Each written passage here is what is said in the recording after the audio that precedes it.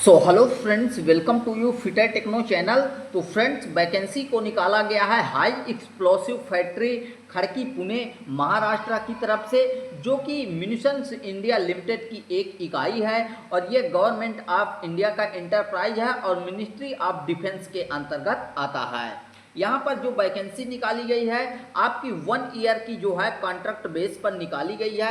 यहाँ पर बताया भी गया है कि engagement of personnel on tenure basis से जो है कॉन्ट्रैक्ट बेस की वैकेंसी है। तो इसको बहुत ज़्यादा समझना जरूरी इसलिए है क्योंकि अभी जो आपकी एवीएनएल की वैकेंसी आई है तो उसमें एग्जाम लेकर जो है सिलेक्शन किया जा रहा है, लेकिन यहाँ पर मेरिट बेस पर सिलेक्शन हो रहा है, तो इसको समझना बहुत ज़रूरी है। तो सबसे पहले बात करें कि किस पद की वैकेंसी निकाली गई है, तो यहाँ पर आपका केमिकल प्रोसेस वर्कर यानी सीपीडब्ल्यू की वैकेंसी को जो है निकाला गया है। ठीक है, और यहाँ पर ध्यान दीजिएगा, ये जो कॉन्ट्रैक्ट है आपका ये 1 ईयर का आपका कॉन्ट्रैक्ट रहने वाला है और यहाँ पर बोला गया कि विच में be extended up to maximum period of 4 year, यानी जो है इसको बढ़ाया जा सकता है मैक्सिमम 4 साल तक है।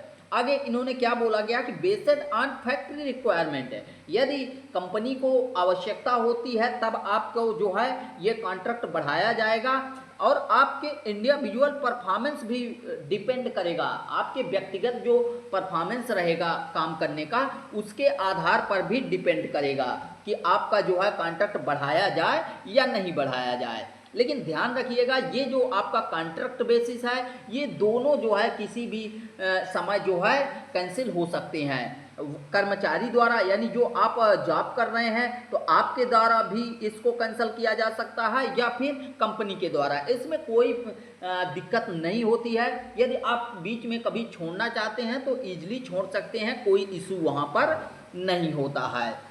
अगर यहाँ पर वैकेंसी की बात करें तो वैकेंसी यहाँ पर दिया गया है टोटल 85, जिसमें कैटेगरी वाइज डिवाइड किया गया है। यूआर में जो है यहाँ पर 35 पोस्ट, ओबीसी में 23, एससी में 13, एसटी में 6 और ईडब्ल्यूएस में 8 यहाँ पर दिया गया है।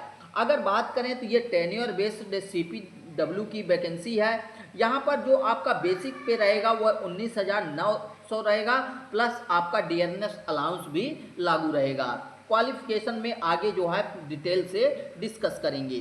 तो यहाँ पर देखिए क्वालिफिकेशन की बात क्या बोला गया है कि certification NCBT candidate having NSC issued by NCBT, यानी जो है आपके पास जो है एनसीबीटी का सर्टिफिकेट होना जरूरी है। किस किस ट्रेड में, यहाँ पर दिया गया AOCP attendant operator chemical plant. Vacancy तो देखिए इसी पोस्ट के लिए निकाली गई है और यही जो है ट्रेड एलिजिबल रहता है, लेकिन इसके साथ साथ अदर ट्रेड को भी एलिजिबल किया गया है।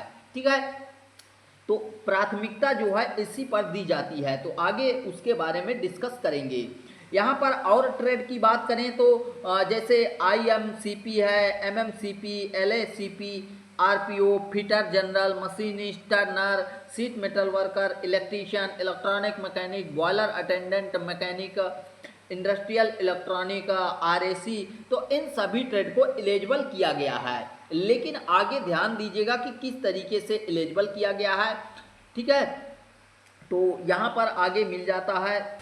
तो यहाँ पर बता दिया गया है आप लोगों से कि सबसे पहले जो प्राथमिकता दी जाएगी वो एओसीपी ट्रेड से जिन्होंने आईटीआई किया है, और उसके बाद ऑर्डिनेंस फैक्ट्री में जो है आप लोगों का अप्रेंटिस कंप्लीट किया है उसको प्राथमिकता दी जाएगी। फिर उसके बाद जो है कहीं से भी क्या है एओसीपी ट्रेड से जो है किसी के पास कोई सर्टिफिकेट है जो कि ऑर्डिनेंस फैक्ट्री के किसी अदर यूनिट का है तो उसको प्राथमिकता दी जाएगी, जैसे 2 महीने का या फिर एमआईएल के अंतर्गत 3 महीने का भी होता है तो उसको भी प्राथमिकता दूसरे स्थान पर दी जाएगी। Only if the requirement number of candidate not available from these category candidate for feeder stream as mentioned above shall be considered, यानी यहाँ पर बोला गया है कि यदि इस ट्रेड के कैंडिडेट नहीं मिलते हैं तो उस सिचुएशन में जो है यहाँ पर आप लोगों को जो अदर ट्रेड वाले हैं, fitter, Turner, machinist, electrician, instrument mechanic, तो इन सभी ट्रेड को मौका दिया जाएगा। यदि अगर ये स्टूडेंट पूरा जैसे 85 सीट है तो टोटल 85 मिल जाते हैं तो इनको एक भी सीट नहीं मिलेगी। लेकिन ध्यान रखिएगा कि बहुत सारी सीटें जो है आपकी खाली रह जाती हैं, तो वहाँ पर क्या है कि अदर ट्रेड वालों को मौका दिया जाता है, फिर वो लोग ट्रेनिंग देते हैं और ट्रेनिंग देकर ये काम करवाते हैं। अगर एज लिमिट की बात करें तो एज लिमिट में कोई इशू नहीं होने वाला है। यहाँ पर मैक्सिमम एज लिमिट जो है 40 साल रखा गया है। SC ST को 5 साल इसमें भी एक्स्ट्रा छूट मिलेगी, OBC को 3 साल, और जो एक्स सर्विसमैन है तो मिलिट्री सर्विस प्लस 3 ईयर का जो है आप लोगों का दिया जाएगा। ठीक है। एप्लीकेशन फ़ी की बात करें तो कोई भी आपका एप्लीकेशन फ़ी नहीं लगने वाला है किसी भी कैंडिडेट के लिए।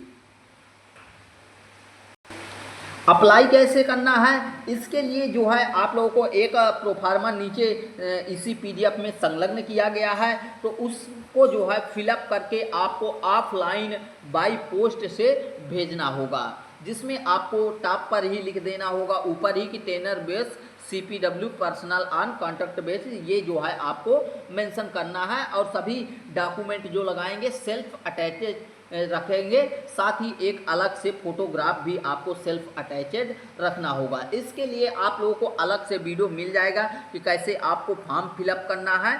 तो आपके क्लोजिंग डेट से पहले ये जो है आपका यहाँ पर 18 जो है सितंबर लास्ट डेट है, तो इस डेट तक आपका फॉर्म जो है ऑर्डिनेंस फैक्ट्री खड़की पुणे जो है पहुंच जाना चाहिए। ठीक है।